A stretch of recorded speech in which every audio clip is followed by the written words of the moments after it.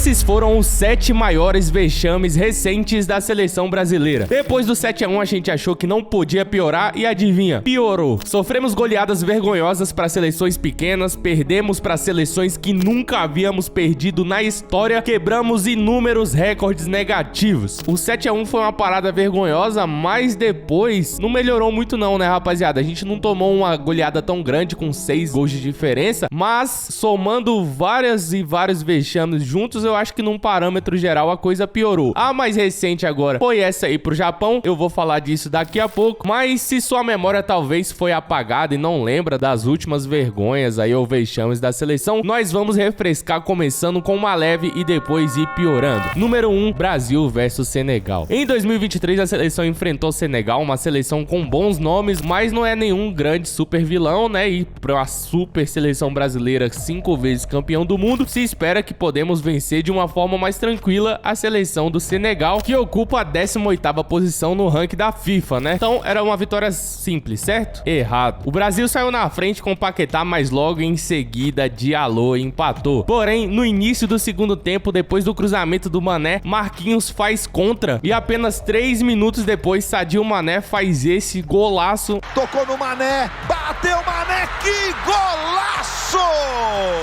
E amplia para 3-1. O Brasil diminui com Marquinhos, mas Mané faz mais um, fechando 4-2 de Senegal. Mané partiu pra bola, gol! 4-2, mano, vou repetir, 4-2 de Senegal pra cima do Brasil. 4-2, pelo amor de Jesus Cristo, mano. E se você tá achando que não tem como piorar, calma que esse vídeo aqui tá uma delícia pra quem gosta de ver coisas irritantes, né? Então assim, rapaziada, vamos ver aí os vexames da seleção brasileira, os recordes negativos quebrados, né? Mas antes, já vai deixando o dedão no like e se é a primeira vez que você tá me vendo na sua vida, já se inscreve agora no canal que eu garanto que você não vai se arrepender. No final do vídeo, se você não gostar, você se desinscreve, beleza? Mas aqui nós temos um selo de qualidade. Na verdade tá aqui, ó, um selo de qualidade. Então é isso, pode confiar e vamos por vídeo. Número 2, Brasil versus Argentina. Pelas eliminatórias da Copa de 2026, o Brasil precisava vencer para ficar em uma posição mais confortável na tabela, já que o Brasil vinha de derrotas aí e resultados ridículos, né, mano? Com o Fernando Diniz aí antes, a gente conseguiu meter um hat-trick de derrotas seguidas, 3 derrotas seguidas nas eliminatórias, pelo amor de Deus. Porém, agora com Dorival Júnior, o Brasil enfrenta a Argentina, atual campeã do mundo, lá no Monumental Del Núñez. E se já não era suficiente uma partida difícil contra a Argentina, antes do jogo o Rafinha tratou de apimentar mais ainda a partida, né? Porque ele deu uma entrevista pro Romário soltando a maldita frase: porrada neles? Porrada neles, sem dúvida. Vai pra dentro com tudo? No campo e fora do campo, se tiver que ser. Gostei, é isso aí. Então não basta, o Brasil já tá numa fase horrível, enfrentar a Argentina, atual campeã do mundo, ainda ele solta a frase que vai dar porrada nos argentinos no campo e fora do campo se precisar. Pois é, a porrada começou logo cedo. Com 4 minutos, Julián Álvares fez o primeiro, 8 minutos depois, Enzo Fernandes fez o segundo, e aí o Matheus Cunha deu aquele ar de esperança para a seleção, diminuiu ali numa falha da Argentina, obviamente numa falha da Argentina, que o Brasil não criou nada nesse jogo para ser capaz de vencer, mas McAllister fez o terceiro ainda no primeiro tempo, e Simeone fechou o caixão 4-1 no segundo tempo. O Rafinha foi oprimido dentro de campo, né? Saiu, teve uma confusão aí no meio campo, o pessoal depou, o pessoal ficou todo mundo oprimindo ele. O Brasil sofreu uma das maiores goleadas da história do confronto e acumulou simplesmente mais um vexame pra conta, que não acabou, porque depois, né, teve o vídeo do Rafinha indo pedir desculpa pro Depou lá no vestiário e tal, que gerou uma repercussão. Eu não vou entrar no mérito se isso é certo ou errado. Eu acho que se ele sustentou ali pra falar em frente às câmeras, depois ir lá pedir desculpa fica meio, sei lá, estranho, mas é o comportamento do cara. Eu acho que ele tem lados positivos nisso que ele fez, tem coisas negativas, então assim, de tudo esse é o do menor dos males, né? Mas esse foi o vexame 2 da seleção brasileira. Número 3, Brasil contra Marrocos. Esse aqui entra naquela prateleira de derrotas muito parecida com o Brasil versus Senegal. Aqui talvez não seja um grande vexame, mas é uma derrota histórica. E você vai entender o porquê. O Brasil enfrentou o Marrocos em mais uma partida aí contra as seleções africanas. E logo aos 29 minutos, Sofiane Boufal gira dentro da área sozinho e faz o primeiro gol de Marrocos. E aí a gente pensa, já era, vai tomar outra goleada, derrota, né? Mas não, a seleção consegue equilibrar ali o jogo com o Marrocos. Mano, pelo amor de Deus, o Brasil buscou equilibrar o jogo com o Marrocos. Lógico que a gente respeita o que o Marrocos fez na Copa de 2022, só que assim, pra seleção brasileira, essa frase meio que não combina tanto, né? Aos 67 minutos, Casemiro empata pra seleção num gol meio cagado ali na sorte, né? A bola desvia e entra. E aí parecia que a seleção poderia virar o jogo, mas não. Aos 79 minutos, Abdelhamid Sabiri, aos 79, faz um golaço e faz o gol da vitória de Marrocos sobre a seleção. E por que eu coloquei essa derrota aqui? Foi uma derrota 2-1, que já era de se esperar pelo retrospecto de Marrocos na Copa de 2022, mas é porque no mesmo ano o Brasil conseguiu perder pela primeira vez na história para Senegal e pela primeira vez na história perdeu para o Marrocos. Então é um recorde que merece reconhecimento, apesar de que muita gente não lembra desse jogo aqui, dessa derrota. É um jogo que merece todo o reconhecimento porque a seleção conseguiu quebrar mais um recorde negativo aí no mesmo ano, em poucos meses. Então é algo que merece ser aplaudido, né? Número 4. Hat-trick de derrotas históricas. No mesmo ano aí, a seleção brasileira conseguiu fazer algo que nunca fez em toda a sua história e é algo que merece também aí ter o reconhecimento devido. Isso tudo porque simplesmente a seleção conseguiu em 3 jogos seguidos fazer algo que não acontecia aí em toda a história da seleção brasileira. O Brasil tinha 3 jogos para enfrentar: Uruguai, depois Colômbia e Argentina. O primeiro jogo, obviamente, aí contra o Uruguai, o Brasil foi a campo com o objetivo de quebrar mais um recorde, né? E conseguiu. O Brasil saiu perdendo com o gol do Darwin Núñez aí de cabeça e logo em seguida, já para premiar aí a atuação da seleção, a cereja do bolo, vem a lesão do Neymar. Então a lesão que acabou aí destruindo essa parte agora final da carreira do Neymar foi na seleção, né? A gente não lembra, mas foi aqui que começou a desandar ainda mais. Então, esse jogo aqui merece ainda mais um reconhecimento. Comenta aí agora. Parabéns à seleção brasileira. Cara, são coisas que exigem muito esforço e dedicação pra fazer. Tem a lesão do Neymar. O Brasil já tava perdendo de 1-0 e depois, aos 32 minutos, Dela Cruz termina de fechar o caixão ali, amplia fazendo 2-0 pro Uruguai. Além da lesão do Neymar, foi a primeira derrota do Brasil pro Paraguai em 22 anos, né? Nos últimos 22 anos. Foi a primeira vez que o Brasil perdeu pro Uruguai novamente com a cerejinha a mais do bolo, que era o quê? Rony Rústico em campo. Perdeu o Neymar, perdeu pro Uruguai depois de 22 anos e ainda tinha um Rony em campo. Então é algo que nenhuma seleção do mundo conseguiria fazer. Só quem é penta. Só quem é penta consegue meter uma dessa. Mas calma, não acabou. No jogo seguinte, o Brasil enfrentou a Colômbia e precisava vencer aí novamente para recuperar a confiança, mas confiança e seleção brasileira não combina muito nos últimos anos. O Brasil saiu na frente com o gol do Martinelli, mano, aos 3 minutos e parecia que, pô, finalmente a seleção achou um esquema ali e vai conseguir vencer, vai vencer. Só isso, a vitória simples, vai segurar o resultado aí, tá bom pra nós. Não.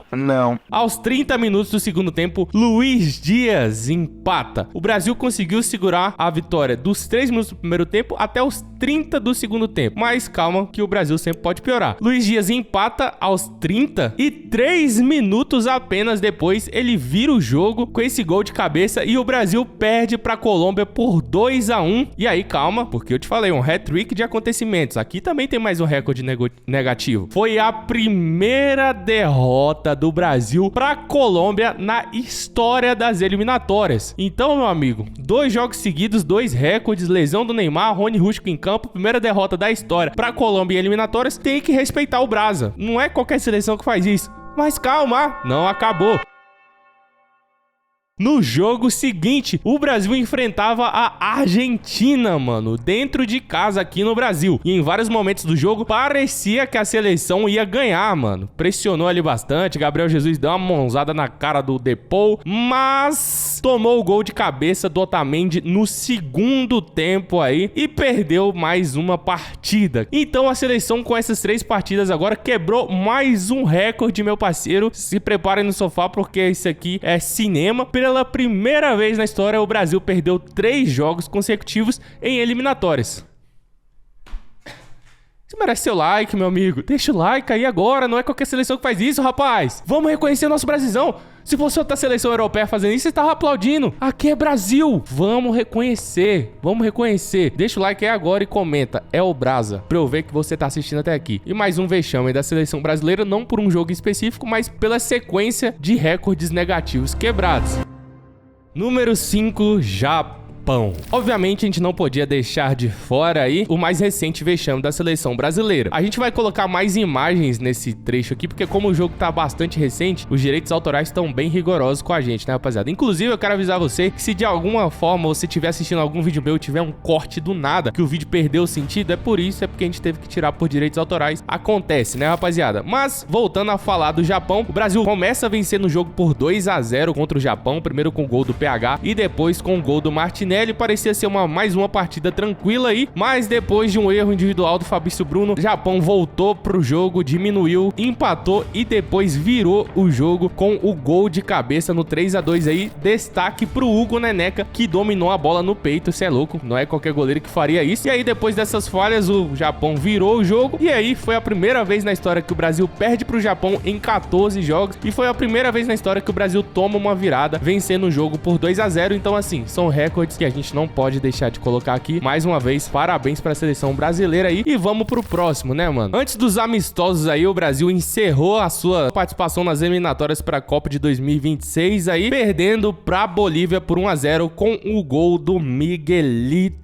né, rapaziada? O Brasil tava com time reserva, já tava classificado, era um jogo na altitude e tal, tem vários fatores aí que fazem a gente não ser tão rigorosos assim com a seleção brasileira, mas vale colocar aqui porque com essa derrota, o Brasil encerra o pior ciclo da história de classificatórias para a Copa do Mundo. O Brasil termina em 5º lugar na tabela aí, rapaziada, coisa que nunca tinha acontecido na história e só classificou para a Copa com esse número porque foi um número que obviamente aí alterou agora o número de participantes na Copa, né? No modelo anterior, o Brasil teria ficado de fora da Copa. Olha que legal, rapaziada. Então, essa derrota pra Bolívia tem um pouco de exagero a gente colocar aqui? Eu acho que não, por causa da sequência de fatores, né? A pior classificação, a pior colocação do Brasil em eliminatória de Copa do Mundo, tem que respeitar. Então, merecia estar nesse vídeo aqui, obviamente. Vitorano não vai menosprezar um feito desse, né? E pra finalizar, número 7, Alemanha. A gente não pode fazer um vídeo sobre vexames da seleção brasileira sem colocar a derrota para a Alemanha, né? Seria um pecado. Então, enquanto eu tô falando aqui, tá acontecendo todos os gols da Alemanha naquele jogo. Tá aparecendo aí a foto do Davi Luiz chorando e tá aparecendo os gols do Khedira, do Klose, do Schürrle, gol de todo mundo fez gol aí na seleção, no 7-1. Então, é algo que merece aqui pra gente encerrar com chave de ouro o vexame da seleção do 7-1, que a gente achou que poderia melhorar depois disso, que não tinha como piorar, mas a seleção sempre tem como piorar, rapaziada. Sempre se lembre disso, beleza? E aí agora com o Ancelotti, né, rapaziada? Eu ainda não tô sendo muito rigoroso. Eu vi um rapaz comentou no meu vídeo, o Ancelotti é imune a críticas. Não é que é isso, mas o cara só tem 6 jogos, rodando bastante o elenco pra testar aí, né? Então, assim, o jogo contra o Japão também, ontem eu fiz um vídeo mais incisivo, só que hoje se a gente analisar, cara, foi um jogo de teste também. Obviamente tem esses números aí, nunca perdeu pro Japão, isso que deixa a derrota maior do que ela já é, mas pra teste foi uma derrota legal, a gente conseguiu ver quem tem condições de ir pra uma Copa do Mundo e quem não tem. Foi bom pra opinião pública também ver quem pode jogar uma Copa do Mundo, quem não pode, qual jogador que treme num jogo difícil, qual não treme, mas num parâmetro geral aí a gente ainda tem que ter um pouco de paciência com o Ancelotti. Eu ainda não perdi, espero que eu não perca também futuramente, né? Mas é isso, né, rapaziada? O ciclo todo da seleção, a saída do Tite, depois as entradas dos treinadores Diniz, Dorival, as crises de dirigentes lá na CBF, cara, tudo isso vem muito antes do campo, sabe? Então, assim, o campo, os jogadores às vezes acabam... Não é os jogadores, vou falar só do Ancelotti. O Ancelotti ainda não pode pagar pelo que foi feito anteriormente aí, que ele não tem culpa, né, cara? Então, assim, vamos esperar os próximos capítulos. Mas muito obrigado por assistir até aqui. Te espero no próximo vídeo do Victorando. Esses foram os vexames da seleção brasileira. Espero que tenham mais pra gente trazer conteúdo. Não, tomara que não tenham mais. Eu quero fazer um vídeo de só goleadas da seleção brasileira a partir de agora. A volta por cima da seleção brasileira. Esse é o vídeo que eu quero fazer. Mas enfim, te espero no próximo vídeo. Até a próxima. Valeu, fui, tchau.